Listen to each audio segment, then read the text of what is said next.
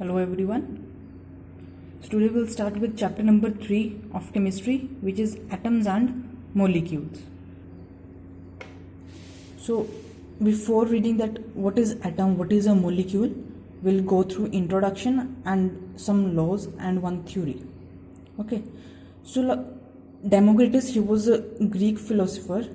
What he informed that जो matter है it is made up of small particles, ठीक है ना. जो अर्लियर प्रपोजिशंस की गई थी उनमें ये बताया गया था जो मैटर है वो स्मॉल पार्टिकल्स का बना हुआ है, छोटे छोटे पार्टिकल्स से बना हुआ है मैटर मिलकर. Okay, and that small particles were known as atoms.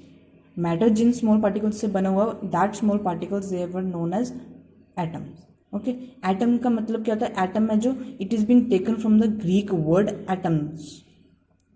जो एटम है इसको एक ग्रीक वर्ड एटमोस से लिया गया और इसका मतलब क्या होता है? इंडिविजुअल, मीन्स जिसको हम फर्दर डिवाइड नहीं कर सकते. सो हमें ये बताया गया था जो matter it is made up of small particles and that small particles are atoms and that atoms are not divisible, means हम उनको फर्दर डिवाइड नहीं कर सकते. ठीक है, but after that Dalton he gave us theory on atoms. ठीक है ना, और जो थ्योरी डाल्टन ने हमें दी थी that was based on some laws. उसकी थ्योरी जिन लॉज पर बेस्ड थी that laws are known as laws of chemical combination. Okay, now will read about their 5 laws of combination. There are total 5 laws of combination that we will read in this chapter. Okay, the first law is law of conservation of mass.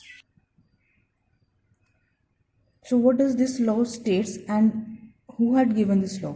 So law of conservation of mass है that is given by Lavoisier.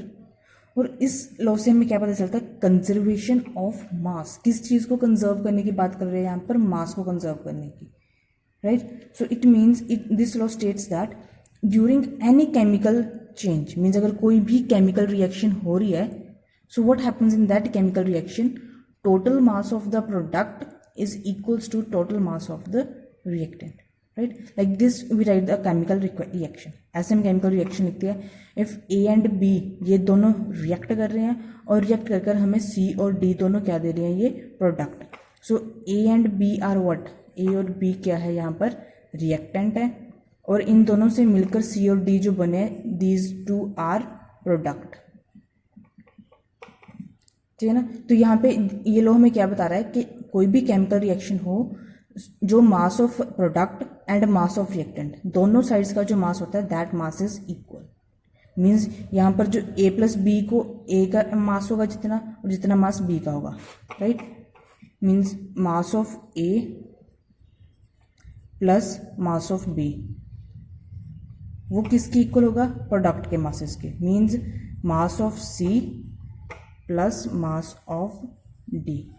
तो ये law में क्या बताता है? जितना मास reactants का होगा उतना ही मास प्रोडक्ट्स का होगा. दोनों साइड्स का जो मास होगा वो केमिकल रिएक्शन में सेम होगा. ठीक है. अनदर एक और स्टेटमेंट है इस लॉ की that mass can neither be created NOR be destroyed, कि ना ही मास को खुद क्रिएट कर सकते हैं और ना ही उसको डिस्ट्रॉय कर सकते हैं. So this law is also known as law of indestructibility. Means क्योंकि डिस्ट्रक्ट क्या होता है? किसी चीज़ को तोड़ना, ठीक है ना. हेयर इंडिस्ट्रक्टिबिलिटी मीन्स हम उसको फर्दर नहीं ब्रेक डाउन कर सकते, उसको फर्दर नहीं तोड़ सकते. Okay, so this law states that mass of the reactant and mass of the product is equal. Know example देखो, इसमें कार्बन प्लस ऑक्सीजन, इन दोनों की रिएक्शन हो रही है और हमें CO2 मिल रहा है. कार्बन और ऑक्सीजन दोनों क्या है? रिएक्टेंट, और CO2 जो हमें मिला इट इज प्रोडक्ट. ठीक है. अभी लॉ क्या कहता है कि जो रिएक्टेंट्स का मास होगा वही मास प्रोडक्ट का होगा, राइट. जो कार्बन है, मास ऑफ कार्बन इज 12. ठीक है ना. एक कार्बन एटम का जो मास है वो कितना होता है? 12 ग्राम. और एक ऑक्सीजन का मास होता है 16 ग्राम. बट यहाँ पे ऑक्सीजन कितने हैं? 2 parts of oxygen are there, so 16 will be multiplied by 2, कितना हो जाएगा? 32. ठीक है. मीन्स यहाँ पर 12 प्लस 32 कितना हो गया? रिएक्टेंट्स का मास हो गया हमारे पास यहाँ पर 44 ग्राम. और इधर जो प्रोडक्ट बना that is CO2, right. Carbon का मास 12 प्लस एक ऑक्सीजन का मास होता है 16, 2 ऑक्सीजन है यहाँ पर, 16 2 32, सो 12 प्लस 32 यहाँ पर भी कितना आ गया? 44 ग्राम. मीन्स जितना मास रिएक्टेंट्स का है उतना ही मास प्रोडक्ट्स का है. Hence the law of conservation of mass is justified over here, right. Now the next one is law of constant proportions. Law of constant proportion में हमें क्या पता चल रहा है कि कोई भी कंपाउंड, ठीक है ना, लाइक CO2 हो जाए, राइट, वाटर हो, कोई भी कंपाउंड हो, वो हमेशा जो जिन एलिमेंट से बना होगा वो एलिमेंट्स सेम होंगे, और जिस रेशियो में वो एलिमेंट्स एक दूसरे से कंबाइन करे हुए होंगे वो रेशियो भी सेम होगी। ओके, सो ये हमें क्या बताता है कि in a pure chemical substance elements are always present in definite proportion by mass. कोई भी कंपाउंड हो, उस कंपाउंड में जो एलिमेंट्स प्रेजेंट हैं वो एलिमेंट्स की जो रेशियो होगी वो रेशियो क्या होगी, डेफिनेट होगी, फिक्स्ड होगी, कांस्टेंट होगी, सेम रहेगी हर बार। ठीक है, एग्जांपल देख लो आप यहाँ पे CO2 की। अगर हम चारकोल को बर्न कर रहे हैं ऑक्सीजन की प्रेजेंस में तो हमें क्या मिल रहा है, CO2। लाइमस्टोन CaCO3 होता है, उसको अगर हीट करेंगे तो हमें मिल रहा है CaO plus CO2। Sodium bicarbonate को हमने हीट किया, इसको हीट करने के पर भी हमें एक तो सोडियम कार्बोनेट, एक वाटर और CO2 मिला। हर रिएक्शन में हमें CO2 जो मिल रहा है उसमें दो ही एलिमेंट्स प्रेजेंट है, carbon oxygen, carbon oxygen, carbon oxygen. ठीक है ना, मीन्स हम एक तरह के कंपाउंड को अलग अलग वे से भी प्रिपेयर कर सकते हैं। हमें इन तीनों प्रोसेसेस से CO2 मिल रही है। ठीक है, और CO2 जो हमें हर बार अलग अलग केसेस में मिल रही है उसमें दो ही एलिमेंट्स हैं, विच इज कार्बन और ऑक्सीजन। ठीक है, इसके अलावा हमें इस लॉ में क्या बताया गया है, that the elements which are present in the compound they are present in definite proportion by mass. इसका क्या मीन है, देखो CO2 यहाँ पर हमारे पास प्रेजेंट है तो इसमें एक कार्बन और ऑक्सीजन है, राइट, C एंड ऑक्सीजन। एक कार्बन का कितना मास है 12 और एक ऑक्सीजन का मास कितना है 16, बट यहाँ पर ऑक्सीजन कितनी है 2, सो 16 2 सा 32, सो 2 6 4 3 सा 12 एंड 4 8 सा 32। ठीक है, तो अगर हम CO2 को किसी भी प्रोसेस से प्रिपेयर करें, ठीक है ना, चाहे वे हम चारकोल को बर्न करके CO2 प्रिपेयर करें, या फिर हम लाइमस्टोन को हीट कर CO2 प्रिपेयर करें, या फिर सोडियम बाइकार्बोनेट को हीट कर CO2 प्रिपेयर करें, CO2 को हम जिस भी वे से प्रिपेयर करेंगे उसमें दो ही एलिमेंट्स प्रेजेंट होंगे, कार्बन एंड ऑक्सीजन, और उन दोनों की जो रेशियो है बाय मास, रेशियो है बाय मास, उनके जो मास की रेशियो होगी वो भी क्या होगी, सेम होगी। चाहे हम CO2 को कहीं पे भी देख लें तो उसकी रेशियो यही होगी और उसमें दो ही एलिमेंट्स होंगे, carbon and oxygen. So this is the law of constant proportion. भी कोई भी कंपाउंड जिस एलिमेंट से बना होता है उस कंपाउंड के जो एलिमेंट्स हैं वो हमेशा फिक्स रेशियो में एक दूसरे से कंबाइन करते हैं। Okay, but there are some limitations to this law, which is that कि ये लॉ एप्लीकेबल कब नहीं होता, ये लॉ एप्लीकेबल तब नहीं होता इफ एलिमेंट्स हैव 2 और मोर आइसोटोप्स। ठीक है ना, अगर एलिमेंट्स के पास 2 या उससे ज़्यादा उसके पास आइसोटोप्स हैं तब वहाँ पे आइसोटोप्स क्या होते हैं, जिन मीन्स एलिमेंट तो सेम एलिमेंट होता है, ठीक है, उसका एटॉमिक नंबर भी सेम होता है, एटॉमिक नंबर सेम होता है, बट उसके जो एटॉमिक मास है, उसका जो मास है वो क्या होता है, वो डिफर करता है। Atomic mass differs and atomic number is same, that is known as isotope, उसको हम बोलते हैं आइसोटोप। अभी हमारे पास यहाँ पे कार्बन के भी आइसोटोप्स हैं, कार्बन 12 होता है, कार्बन 14 भी होता है। तो अगर हम CO2 के केस में कार्बन 12 ले रहे हैं तो यहाँ पर कार्बन का कितना मास है 12, तो रेशियो आएगी 12:32। बट अगर हम कार्बन 14 ले रहे हैं तब हमारे पास यहाँ पे मास इसका कितना है 14, तो रेशियो आएगी 14:32। ठीक है, क्योंकि कार्बन के दो अलग अलग आइसोटोप्स है और आइसोटोप एक ही एलिमेंट के हैं अगर, तो उनका जो मास है वो डिफरेंट हो जाता है। तो यहाँ पे अगर मास डिफरेंट हो गया तो उनकी रेशियो भी क्या हो गई, डिफरेंट हो गई। मीन्स अगर आइसोटोप्स होंगे उस एलिमेंट के तो वहाँ पे ये लॉ एप्लीकेबल नहीं होगा। Secondly, this the ratio in which the elements combine is same but compounds formed may be different.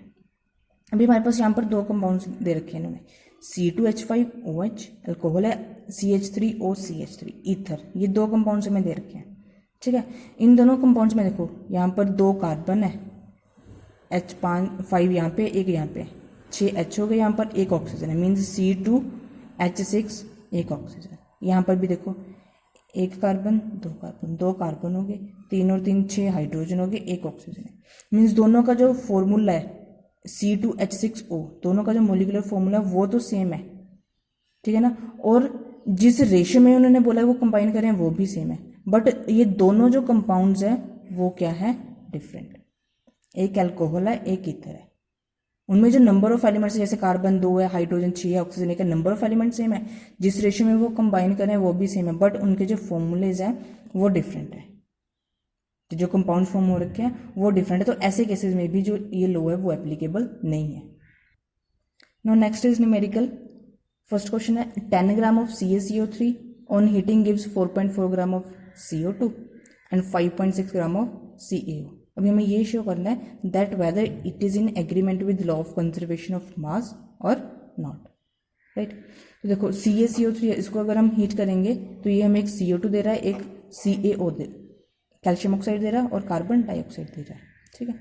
देखो टोटल जो रिएक्टेंट का मास है CaCO3, कितने ग्राम CaCO3 ले रखा है यहाँ पर, 10 ग्राम, ठीक है।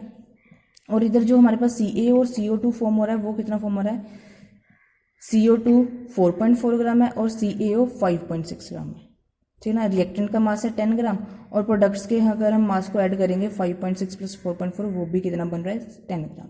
मीन्स रिएक्टेंट और प्रोडक्ट साइड दोनों में जो मास है वो सेम है, ठीक है। तो this is in agreement with the law of conservation of मास।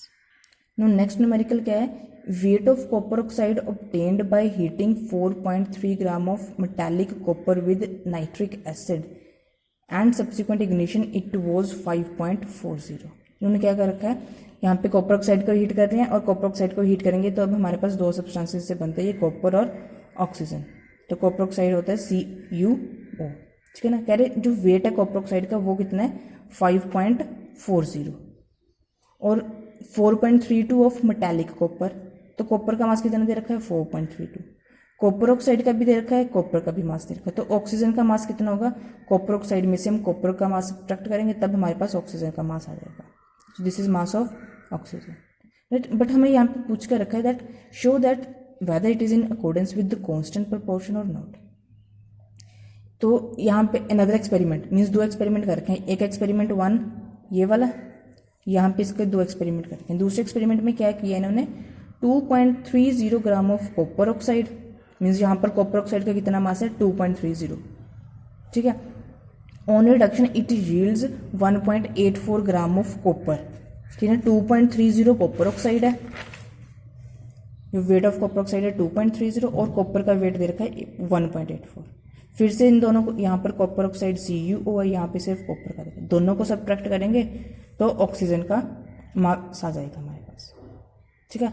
तो अभी हमें इन्होंने पूछा कि whether it is in accordance with law of constant proportion और नॉट। अभी हमारे पास कॉपर ऑक्साइड बन रहा है CuO, इसमें एक कॉपर है एक ऑक्सीजन है, तो हम रेशियो फाइंड करेंगे mass of copper upon mass of oxygen, ठीक है। तो यहाँ पे भी हम mass of copper upon mass of oxygen करेंगे। तो कॉपर का मास है 4.32 और ऑक्सीजन का मास आया था 1.08, ठीक है ना। तो जब हम इसको सॉल्व करेंगे तो ये कैंसिल हो जाएगा, इसके साथ 108 के टेबल पर आता है 432 एट 4, तो 4:1 इसमें आ गई।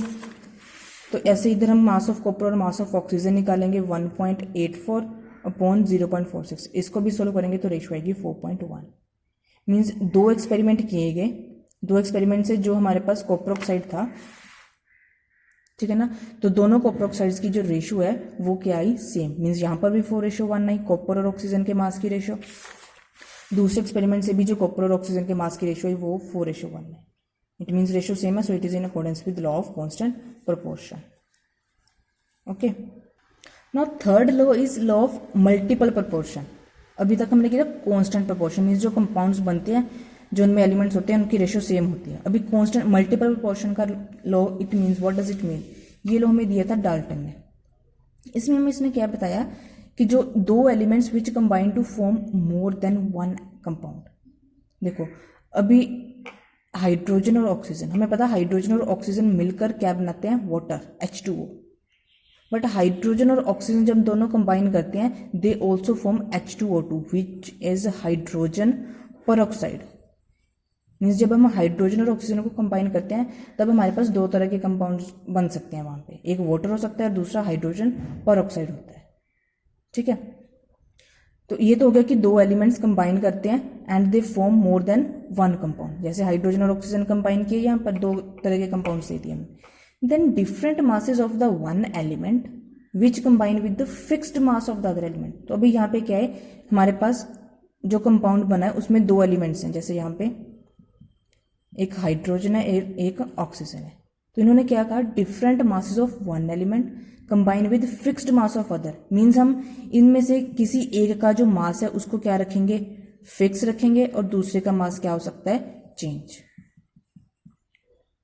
ठीक है, देखो यहाँ पर हाइड्रोजन ऑक्सीजन कंबाइन करके एक बार H2O दे रहा वाटर, एक बार H2O2 दे रहा है। देखो H2 मीन्स हाइड्रोजन के जो पार्ट्स है वो कितने पार्ट्स रिएक्ट कर रहे हैं, दो हाइड्रोजन रिएक्ट कर रहे हैं। बन जो H2 बन रहा है वहां पे हाइड्रोजन दो है, जो H2O2 बन रहा है वहां पे भी हाइड्रोजन दो है। ठीक है ना, मीन्स एक हाइड्रोजन का मास कितना होता है, मास ऑफ हाइड्रोजन इज 1। तो दो हाइड्रोजन का कितना मास हो गया, 2। यहाँ पर भी दो हाइड्रोजन का मास हो गया 2।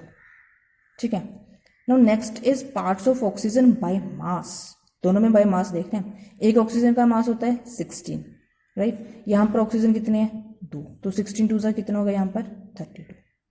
ठीक है ना, देखो हाइड्रोजन के जो रेशियो, हाइड्रोजन के जो पार्ट्स है बाय मास, यहाँ पर भी 2 है, यहाँ पर भी 2 है।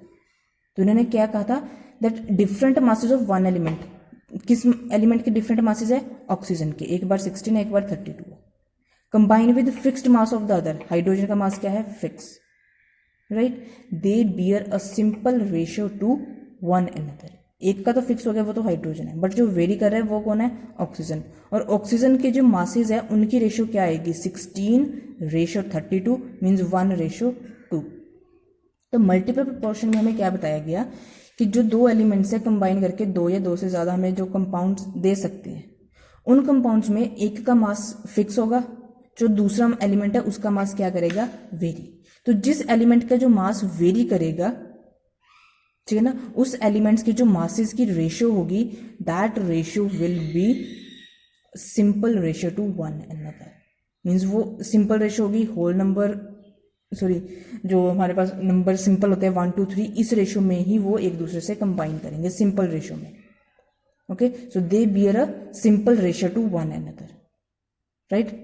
ज्यादा कॉम्प्लेक्स नहीं होगी, सिंपल रेशियो में वो एक दूसरे से कंबाइन करेंगे। हाइड्रोजन एक एलिमेंट का मास फिक्स है, तो जिनका मास वेरी कर रहा है वो एक दूसरे से कैसे कंबाइन कर रहे हैं, 16 रेशियो है यहाँ पे, इसकी 32 है पार्ट्स, तो इनकी रेशियो बनेगी 1:2। Okay, so this is law of multiple proportion. जब दो एलिमेंट्स या उससे ज्यादा एलिमेंट्स कंबाइन करके हमें दो या दो से ज्यादा कंपाउंड्स फॉर्म करके देते हैं। Now the next law is law of reciprocal proportion. अभी हमारे पास लॉ है रेसिप्रोकल प्रोपोर्शन का, ये हमें किसने दिया था, रिक्टर ने। ठीक है, देखो इस लॉ में क्या बताया गया, hydrogen sulphur oxygen, hydrogen sulphur से कंबाइन करके दे रहा hydrogen sulphide H2S, hydrogen oxygen से कंबाइन करके दे रहा H2O, तो एक H2S बना, एक H2O बना। नाउ हम ये रेशियो देख रहे हैं बाय मास ही देख रहे हैं, इनकी जो रेशियो हम देख रहे हैं दैट इज बाय मास। तो जो बाय मास यहाँ पर हाइड्रोजन के कितने पार्ट्स हैं, 2, यहाँ पर भी 2। यहाँ पर सल्फर एक पार्ट है, सल्फर का मास कितना होता है, एक सल्फर का mass of one atom of sulphur is 32, और ऑक्सीजन का कितना होता है 16। ठीक है, हाइड्रोजन के तो सेम ही हैं पार्ट्स, तो सल्फर के पार्ट्स वेरी कर रहे हैं 32 एंड 16। सो जो रेशियो होगी फिर सल्फर की 32 ratio 16, that will be 16 1 16 and 16 2 32। तो यहाँ पर सल्फर की जो रेशियो आई वो है 2:1। ठीक है, so this is the ratio of the sulphur and oxygen. ये बच्चे ऑक्सीजन के पार्ट्स है, यहाँ पे मैंने आपको सल्फर के पार्ट्स लग रहा होगा, these are the parts of oxygen, right. ठीक है, तो देखो यहाँ पर हाइड्रोजन के तो पार्ट सेम है, यहाँ पर भी 2 है, यहाँ पर भी 2 है। यहाँ पर सल्फर 32 और ऑक्सीजन एक पार्ट है, और एक ऑक्सीजन के एटम का मास कितना होता है 16। ठीक है, तो सल्फर और ऑक्सीजन किस रेशियो में कंबाइन कर रहे हैं, 32:16 मीन्स 2:1। ठीक है, बट अभी ये तो था कि हाइड्रोजन जब सल्फर से कंबाइन कर रहा है या हाइड्रोजन जब ऑक्सीजन से कंबाइन कर रहा है, तब सल्फर और ऑक्सीजन की जो रेशियो थी वो है 2:1। अगर अब ये सल्फर और ऑक्सीजन भी एक दूसरे से कंबाइन करेंगे, तो जब सल्फर और ऑक्सीजन एक दूसरे से कंबाइन करेंगे ये हमें क्या देगा, SO2। ये हमें कौन सा प्रोडक्ट देगा, SO2। ठीक है, और ये जो SO2 बना, ठीक है, देखो यहाँ पर SO2 बना, यो एक सल्फर का 32 मास और 2 ऑक्सीजन का, यहाँ पर O2 है, एक ऑक्सीजन का 16 होता है। ठीक है, तो यहाँ पर 2 ऑक्सीजन है तो कितना आ जाएगा 16 2 ज़ा 32, ठीक है 32, यहाँ पर भी 32, तो रेशो क्या आ गई 1:1। तो रेसिप्रोकल प्रोपोर्शन का जो लॉ है ये हमें क्या बताता है, when 2 elements combine separately with same weight of the third element, ठीक है ना। यहाँ पर सल्फर और ऑक्सीजन था, दोनों का जो मास था वो अलग था और हाइड्रोजन का मास क्या था सेम, ठीक है ना। 2 एलिमेंट्स कंबाइन कर रहे हैं सेम वेट वाले एलिमेंट से, तीनों एलिमेंट्स क्या है यहाँ पे डिफरेंट है। The ratio of the masses in which they do it will B same, तो यहाँ पर जो सल्फर ऑक्सीजन की हमारे पास रेशो आई थी वो थी 2:1, ठीक है ना। कह रहे जिस रेशो में वो कंबाइन करेंगे वो सेम होगी और it will be some multiple of, ठीक है ना। ये जो 2 डिफरेंट एलिमेंट सेम मास वाले एलिमेंट से कंबाइन कर रहे थे उनकी रेशो आई 2:1। अभी ये रेशो क्या बोल रहे हैं, सेम होगी या सिंपल मल्टीपल होगी of the mass ratio in which they combine with each other.